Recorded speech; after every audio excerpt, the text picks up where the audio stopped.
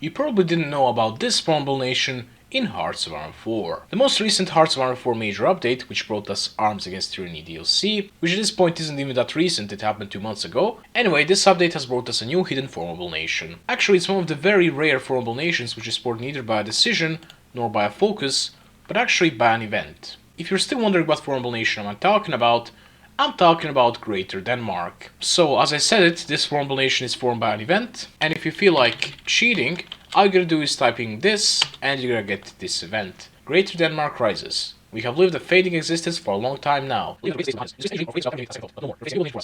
blah blah. Too long, didn't read. For some reason the event ID for this event is Denmark Event 666. My theory is because Paradox Interactive is from Sweden. For them the most satanic thing that could ever happen is Greater Denmark being achieved. Anyway, you got two options.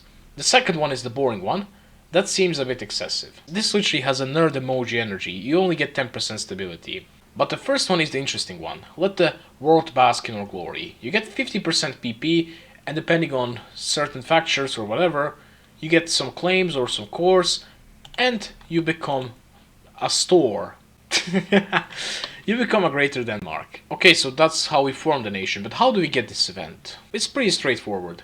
First things first, you obviously have to play as Denmark. Next up, you must make sure that you don't have Declaration of Neutrality National Spirit that you get after you reaffirm neutrality. You can get rid of it if you go at war with somebody or something like that. You also must not be in a civil war, and you also must not be anyone's puppet, so you have to be fully independent. Next up, you need to control all of your owned core states. If you got some colonies in Africa, you don't have to control them, but if you did expand in like Norway and Sweden and did like a Kalmar Union, you do have to control those states. So you don't have to fully control them, you can lose like a province or two, but you have to just control them. What you have to fully control though is the state of Scania in Sweden and also the state of Schleswig in Germany. At this point you just need to do one more thing, you just need to have 100,000 manpower in the field.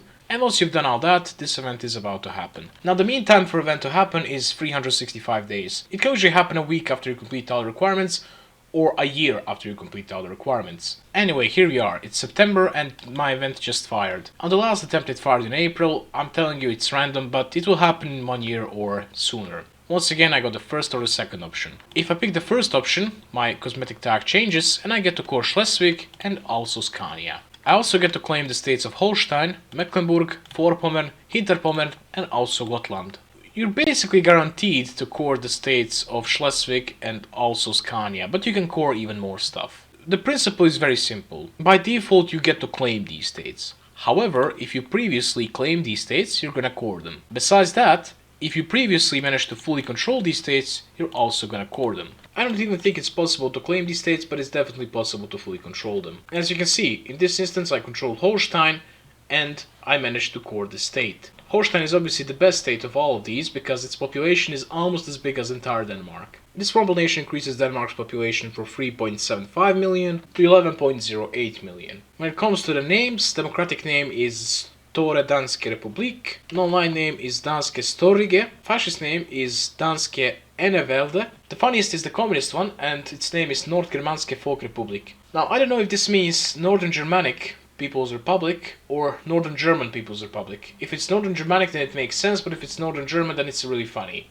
Anyway, besides that, besides changing the country's cosmetic tag, basically giving them a new color and a new name, and tripling the Denmark's core population, this Formable nation doesn't do anything else. I mean, what else do you really want from a Formable nation besides tripling your core population? Anyway, I hope you enjoyed this video guys. If you did, like, share, subscribe, and see you in the next video. Bye.